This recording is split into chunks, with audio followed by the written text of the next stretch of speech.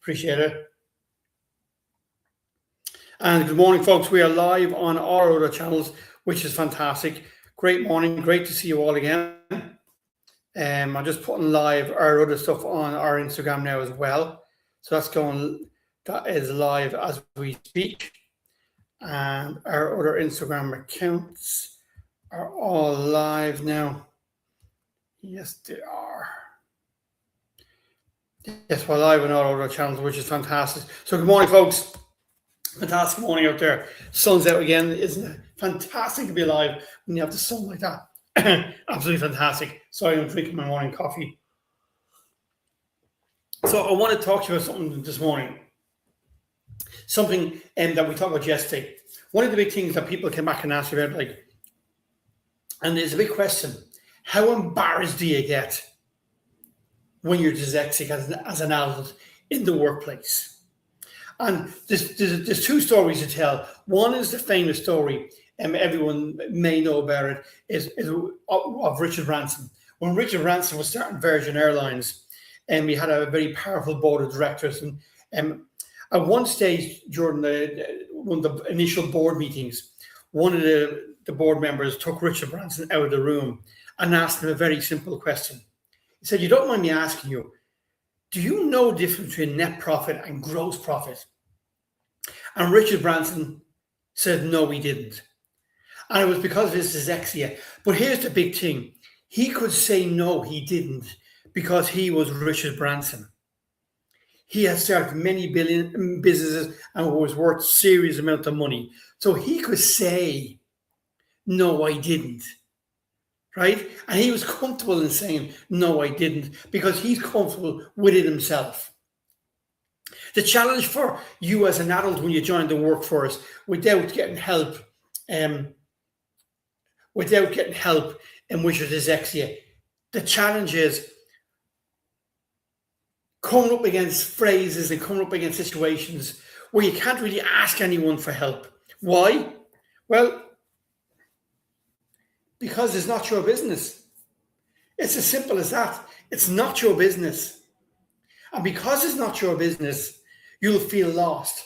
Like many times if you started a new company or started a new job and they started to talk, maybe brought up a phrase, a three-letter acronym. I remember when we joined Indigo, we bought Indigo. We bought the company before it went bust. And one of the first meetings, sitting in there, the lead person who had bought the business, Shane, was listening to the techies talking about something. Now when we bought Indigo, it was an internet service provider, so it was a technical company. But because he was so secure in himself, he says to techies, hold on, stop. I haven't got a clue about what you're talking about. Now, other people in the room, including myself, hadn't got a clue what they were talking about. But we were too embarrassed to say, we don't know what you're talking about. What does VPN mean? What is an ISDN? We didn't know what these three-letter acronyms were. But he had the confidence within himself, maybe because of his age as well, and because he was wealthy in his own right. He had the confidence to say, stop. Explain that to me in children's English. I don't know what you're talking about. So he had the confidence to do that. The challenge with you, and we've all been there when we've joined a new company, you've got a new job, and at the first meeting, someone brings out this three-letter acronym. The ABC, the DDF, the AAB, the CCC, the CND. And you're sitting there in the meeting and you hear nothing more on that meeting except trying to figure out what the hell does that mean? What the hell are they talking about? And if you have a canteen or over the cup of coffee later on, or at the water cooler or wherever with the staff talk, or on your way down to the shop for your breakfast, you'll say to someone, tell me, I always get confused here. What does the last letter of the DDD mean? Or whatever the acronym is. Because you're hoping, because most people will say the full lot. So you hear the full word or phrase. Most people who are telling you what it is will say, "You mean the virtual private network? The N stands for network. Or the VIP, the very important person, the P stands for person." Most people who you ask will give you the whole string to tell you the last bit. So now you're going, wow, great. Oh, I know what it means. You'll go back, do a Google, do an AI checkup to see exactly what they were talking about and what the whole thing meant. Now, can you imagine you have a bit of confidence because you're in the workplace? You don't have much if you're in a new company, you're only learning. And even most people, when they hit their 30s, 40s, and 50s, still won't open their mouths a meeting, still won't express their own opinion, and still feel they have to go with the flow and not come out with real creative suggestions. Now, can you imagine, and you probably can, being in school and being lost with your dyslexia, not understanding when it comes to algebra, because maybe you're dyslexic and dyscalculia, what the teacher's talking about, because you've missed the fundamentals of it. You've missed the foundations of the maths because you couldn't keep up. You've missed class, or you don't understand what they're talking about. It's the same in a meeting in business. If you don't know what the three-letter acronym means, then you won't know or follow the whole gist of the whole conversation. You just won't. Because it's not your business. You don't feel you have the power to ask the question. What does that mean? Many times in meetings now, when people say stuff, I will say to them, I don't understand this. I've been doing this for probably the last 10 years. Or what does that mean? What does that stand for? And you can see them look at you. Sometimes just a hint of, what's this idiot talking about? Is he stupid? Why does he not know? Well, here's the trick. The person who's shouting out this three-letter acronym, they did not know about it either until they heard it and knew what it meant. So at some stage, they hadn't got a clue either what it meant. And more than likely, at some stage, they had to go and look it up to see fully what the whole thing meant. So, because Richard Branson was Richard Branson, he could say to that person who brought him out from that board meeting and say, yes, I don't understand the difference between net and gross profit because it was his business, but it's not yours. And I always tell the story. I always remember many years ago, we launched a dyslexia company in the UK, and we had a telephone call-in service, and I was helping launch this service.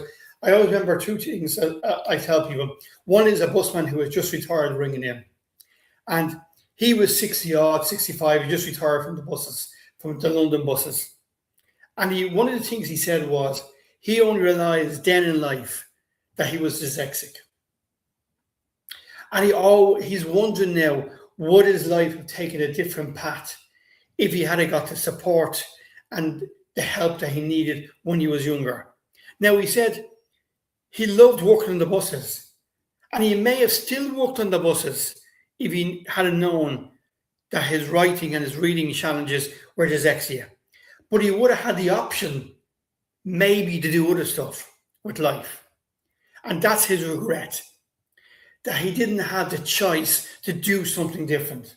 He didn't have the options. And that's what happens with children in school. If you don't find them a program, like our own program from the Paragraph Challenge or any program. I remember we've been doing ours for 20 years.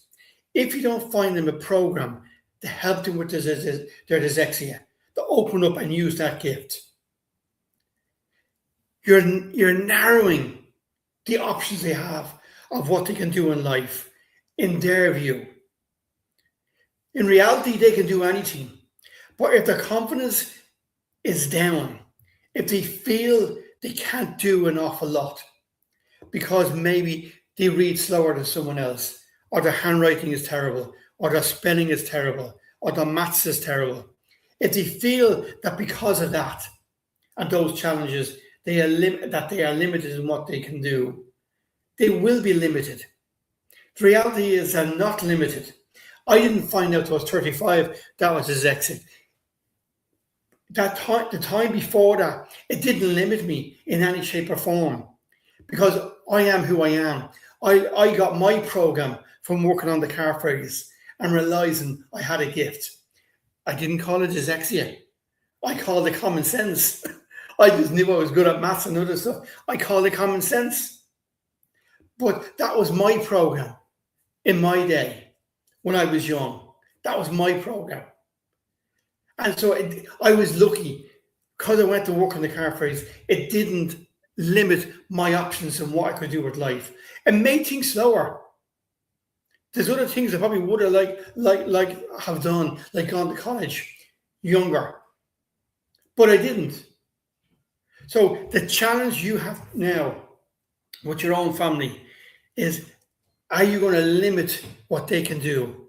Are you going to make them believe there's a limit to what they can do without getting the necessary help and support? And as I said, whether it's through the paragraphchallenge.com or through somebody else, if you don't get them that support, well, then you are by default limiting what they can do in life because you're allowing them to go through life believing there's a limit to what they can do because they feel the limit is there because of the bad handwriting, because of the spelling, because of the maths. And other people say to me, well, do you get 1 or 2 hours support a week in school free? And my answer to that is, yippee! 1 or 2 hours a week to change their life for good. Some of us have a very narrow way of thinking about the future. If you think that's helping to a huge extent, fantastic. And if it is helping to a huge extent, fantastic. In my experience, it doesn't. And that's my experience. My experience, you have to invest in your family to help them do better. Same way you would invest in a house to get a bigger house, or you invest in a car to get a better car. It's gas. We all invest in certain things, like getting our nails done once a week. No, I don't. Look, I don't get my nails done. But people will invest once a week. They get their nails done. Maybe spend 60 euros or 60 sterling. They will invest in stuff like that. They will invest in getting their hair blow dried once a week. They will invest in getting a haircut once a month, a new suit, a new shirt, and so they should, to make themselves look well and feel well. But equally, you need to invest in education to make your family feel and do well. And that's what it's all about.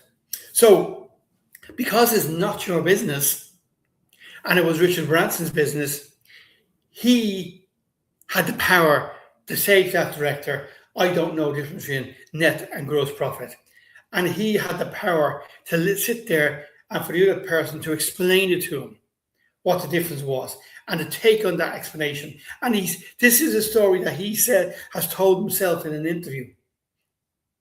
This isn't some made up story. If you look up the interview with Richard Branson, he tells a story himself. When we bought Indigo, the Shay who was leading the buy-in, he was the boss. It was his business. So he could ask and say to people, I don't understand. But how many times are you going to sit in a company and not understand what they're saying?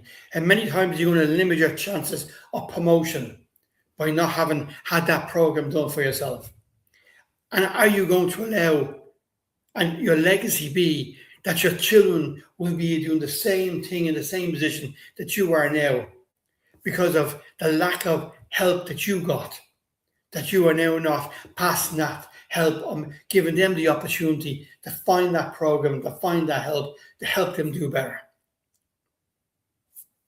That's all I have to say to you today, folks. And I'm going to finish my coffee. I'm going to enjoy the weather. I have a few books to deliver. And don't forget, we are giving away 1 million copies of The Umbrella Girls free. I say this every day. Free. 1 million copies free. And all you do to get your free copy is go on to paragraphchallenge.com. If you want your free copy, go on to paragraphchallenges.com. It's as simple as that. Take care. Have a great day.